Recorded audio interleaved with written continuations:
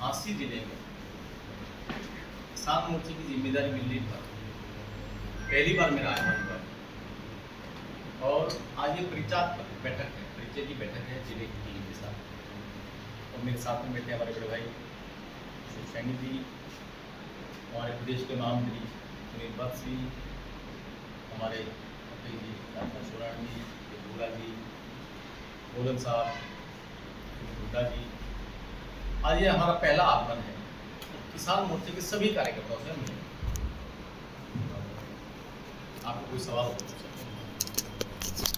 सबसे बड़ी समस्या तो किसानों की पानी को लेके है।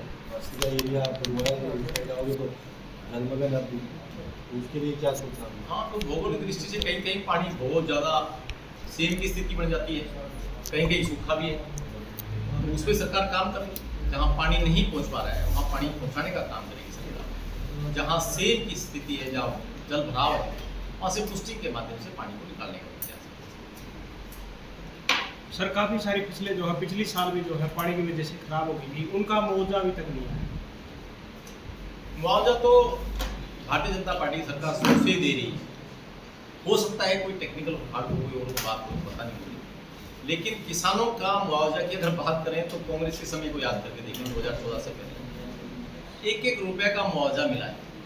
और आज भारतीय जनता पार्टी ने किसानों का मुआवजा, उनका चेक जो है 12,000 रुपये से प्रति एकड़ का मुआवजा सरकार दे रही है। सरकार ने कहा था 2015 में कि सरकार भारतीय जनता पार्टी की है और हरियाणा प्रदेश में अगर ओलावृष्टि से, जल भराव से, सूखे से अगर कोई नुकसान होगा, अगर उसका भरपाई करेगा तो हरियाणा प्रदेश की सरकार के खजाने पे उसके उड़े पड़ेंगे, उसी पे सूखा पड़ेगा, उसी में जल भराव होगा।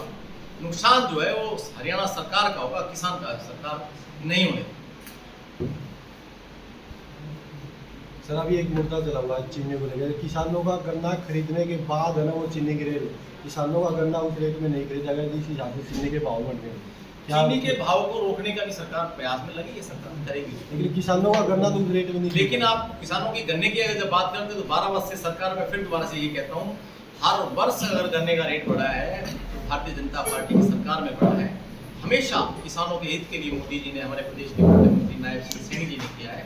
और इसके लिए भी अगर जो ये गन्ने का रेट जितना भी बढ़ना चाहिए उतना हरियाणा सरकार और केंद्र सरकार बढ़ा।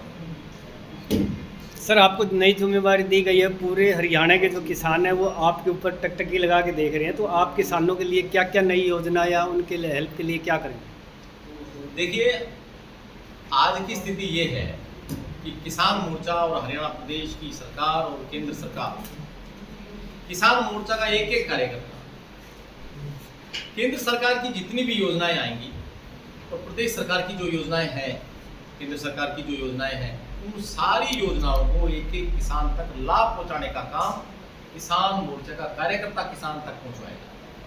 उनको घर जा जाकर बताएगा कि ये योजनाएं हैं, किस किस फसलों पर क्या लाभ मिल सकता है, सोलर पर कितना % सब्सिडी है, ट्रैक्टर पर कितना % सब्सिडी है, और आपका एहरो पे, कल्टीवेटर पे, आपके नेट हाउस पे, पोली हाउस पे।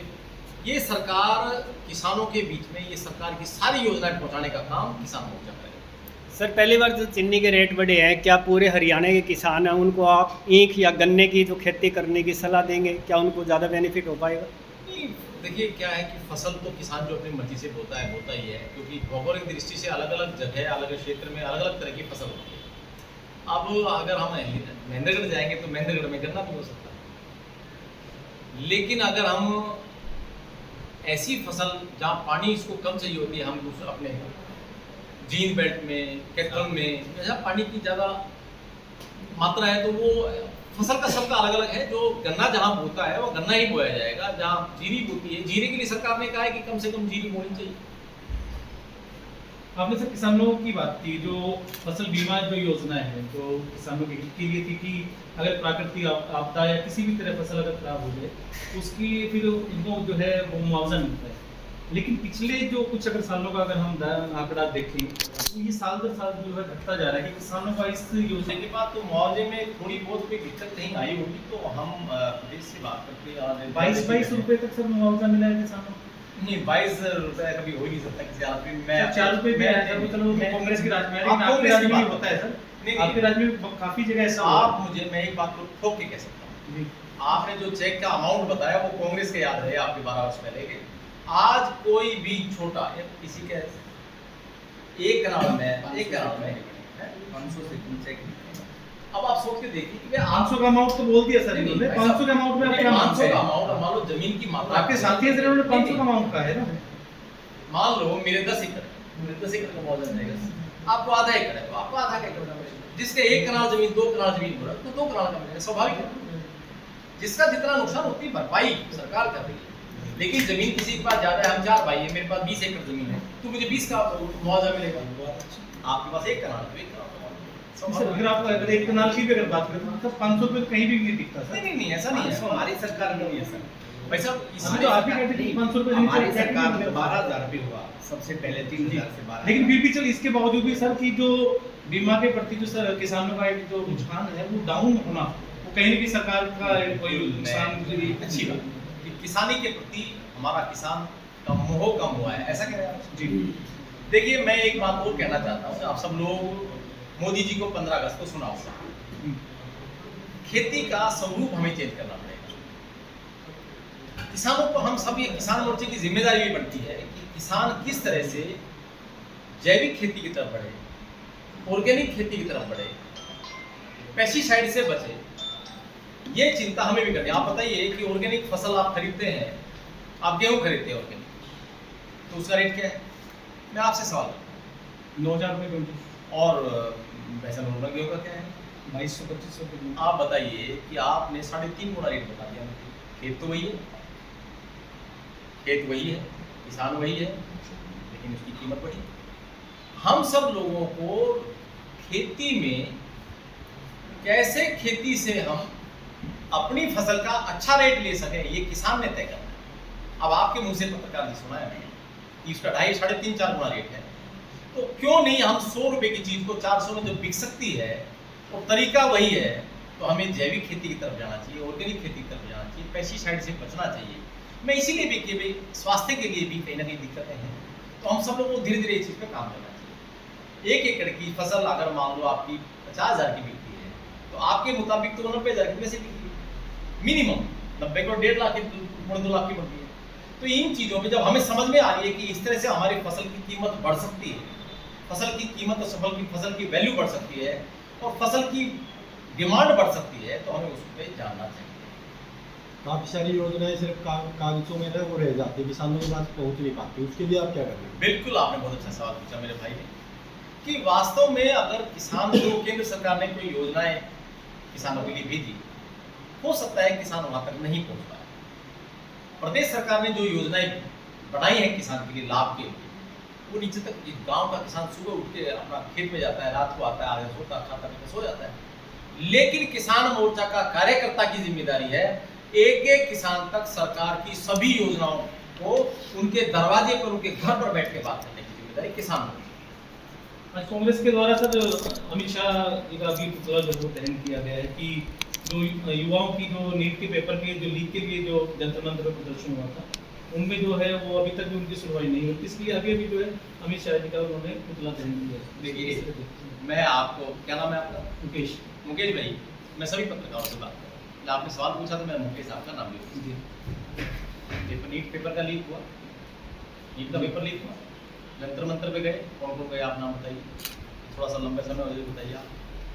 दूसरे राजनीतिक दल ਤੁਸੀਂ ਸਵਾਲ ਸਾਡੇ ਕੋਲ ਜ਼ਿਆਦਾ ਪੁੱਛ ਰਹੇ ਹੋ, ਜਵਾਬ ਕਮ ਦੇ ਰਹੇ ਹੋ। नहीं मैंने इसलिए कहा कि भाई साहब ने एक ऐसा सवाल किया, मैं इनसे ਨਾ ਤੁਸੀਂ ਉਹ गेहूं ਦੇ ਰੇਟ ਵੀ ਪੁੱਛ ਲਿਆ, ਹੁਣ ਪੇਪਰ ਲੀਕ ਵੀ ਪੁੱਛੋਗੇ, ਕਿਹੜਾ ਕਿਹੜਾ ਹੋਇਆ, नहीं, ਉਹ ਵੀ तरीका पूछोगे। अच्छा, एक बात बताइए। नागरिक एक मिनट देखिए, हम सब युवा हैं, हमें देश के बारे में कोई अच्छा बात करता है उससे पूछना चाहिए, बच्चा भी अच्छी बात कहता है हमें उससे सुननी चाहिए। आपने कहा नीट के पेपर, नीट के पेपर का तो मामला हो गया, झारखंड में हुआ, क्या यही नेता क्या झारखंड गए? आप बताइए, आप सब, हम सब युवा हैं, हम इस देश का भविष्य है, हम सब लोगों ने मिलकर एक आंख से देखकर काम कर इस देश को चलाना है।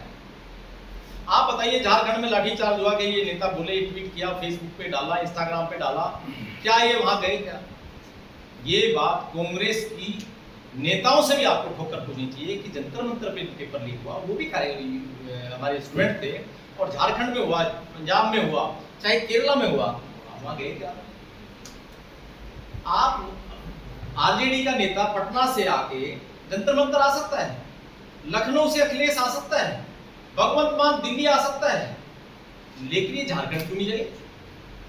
यही एक, जब आपके मन में पाप होगा, आप किसी व्यक्ति या किसी पार्टी विशेष और सरकार के विशेष पे जाएंगे तो आपको ऐसे ही करना पड़ेगा। आपको दोनों आंखों से दो तरह की चीज देखनी है। नहीं, कांग्रेस के मन में बात ऐसा हो, स्वाभाविक, आप देखिए कांग्रेस का चरित्र देखिए। आज मैं आपको एक बात बताता हूँ, मेरे सर पे पग है, मैं गुरुद्वारा माथा टेक के आया। कांग्रेस के बारे में, कांग्रेस के चरित्र के बारे में आप जानते हैं, सज्जन कुमार कांग्रेस का बड़ा लीडर।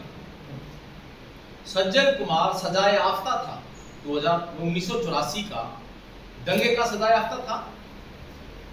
उस व्यक्ति को कांग्रेस के सांसद रोल मॉडल बताते हैं, ये कांग्रेस का चरित्र है। बुरहान वानी, हाफिज सईद, ये उनके रोल मॉडल है। मैं गलत तो आप बताइए।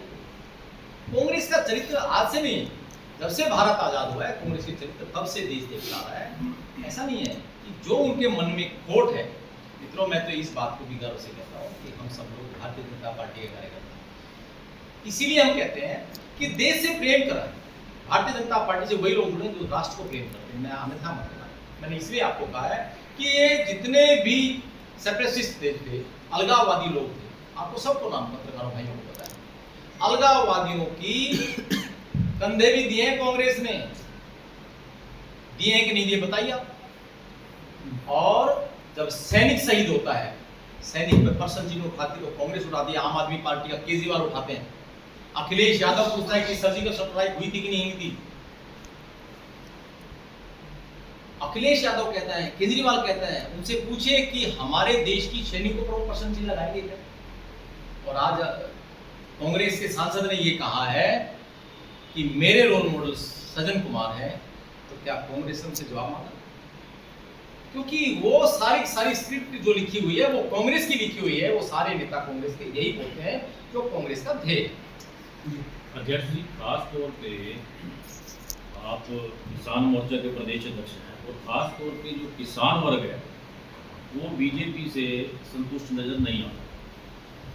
हम हरियाणा की बात करें और आगे अब पंजाब में भी चुनाव में जा रहे हैं आप, पूरी भाजपा वहाँ अपना रुझान लगी हुई है उस कारण से, चुनाव के नाते, तो वहाँ का किसान भी कोई भाजपा से ज़्यादा संतुष्ट नहीं है।